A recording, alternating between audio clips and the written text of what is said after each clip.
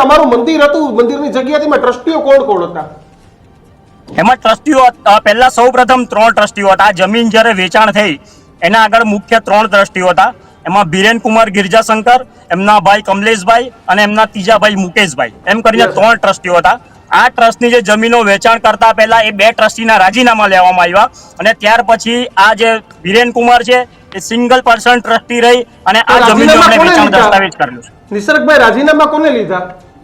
રાજીનામા આ જે પૂંજારી બિરેન કુમાર ગિરજાશંકર ખરા એમણે જ આ રાજીનામા લખાવેલા છે. બરાબર. અને તે અંગેના એ રાજીનામાનો મહેશભાઈ પ્લીઝ. હા, આ નિસર્ગ, મેં એવું નથી કીધું કે મહેશભાઈ લીધા છે. મેં કશે હું બિરેન કુમાર નું નામ દઉં છું. મેં એવું કશું નથી કીધું કે મહેશભાઈ લીધા છે.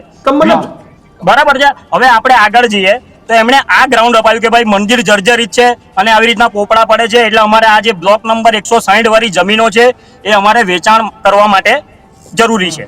તો આ જે બ્લોક નંબર આ જે મંદિરમાં જે પોપડા પડે છે, જર્જરિત છે, એના જે કારણો બતાવ્યા છે.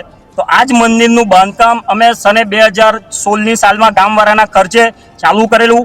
2019માં 16, 17 અને 18 જાન્યુઆરીએ અમે એનું પ્રાણ પ્રતિષ્ઠા મહોત્સવ રાખેલો અને એમના આ જે મહેશભાઈના પિતાશ્રી વલ્લભભાઈ પ્રેમજીભાઈ સવાણી એ પણ પ્રાણ પ્રતિષ્ઠામાં પોતે જાતે રૂબરૂ હાજર હતા. એમના ફોટોગ્રાફ્સ, એમની વિડિયોગ્રાફી બધું અમારી પાસે અવેલેબલ છે. નિસર્ગભાઈ, હવે જે ચેરિટી કમિશનરમાં જઈને જમીન વેચી નાખી, એ તો પૂજારીએ વેચી કે મહેશભાઈએ વેચી?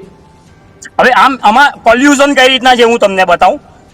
એમને સૌપ્રથમ એમણે તમે જે પ્રમાણે કિશનભાઈ કેનો જવાબ આપો. ચાલો, હા, તમારે બંને ભેગા થઈને મેળાપીપણામાં જમીન વેચી છે. એવું નહીં ભાઈ, અમે મેળાપીપણા હું કરવા કરીએ? હું તમને તમારા પૂજારીનો કરવો જોઈએ ને કે તમારી એના ફ્રોડ તો પૂજારીએ કર્યું. નહીં, આમાં આખું મેળાપીપણામાં જમીન વેચવામાં આવેલી છે. વાક હોય તો પૂજારીનો વાક હોય ને, મહેશભાઈનો વાક ઈ કે લીધી જમીન, બરાબર છે. હવે મહેશભાઈનો વાક નથી. મહેશભાઈ અને પૂજારીએ આ જમીન મેળાપીપણામાં લીધેલી છે. એ બાબતનો હું તમને ખુલાસો કરું. ચોરિયા સ્કૂટર છે.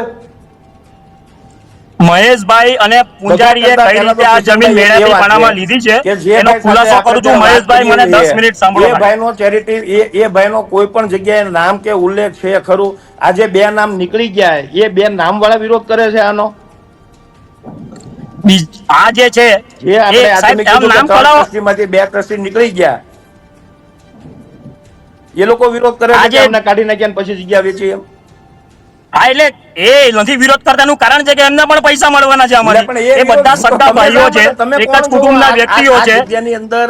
આ જગ્યાની અંદર તમે કોણ છો એમ મારું કહેવાનું મતલબ એ છે.